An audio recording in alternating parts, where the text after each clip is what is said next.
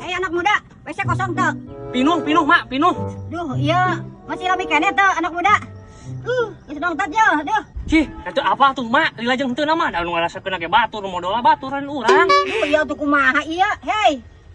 Di WC enggak.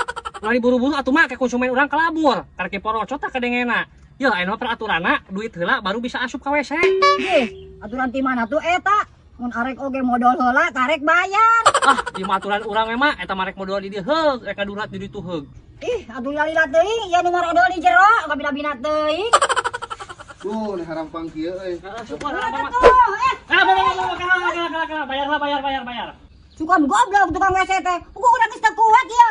Saya mah tidak tahu, emak udah mau nongtot, udah mau keluar, itu mah tidak tahu, bukan urusan saya. Yang penting menurut aturan, bayar dulu baru modal. Aduh, asa kabina-bina teuing ieu nya. Bos,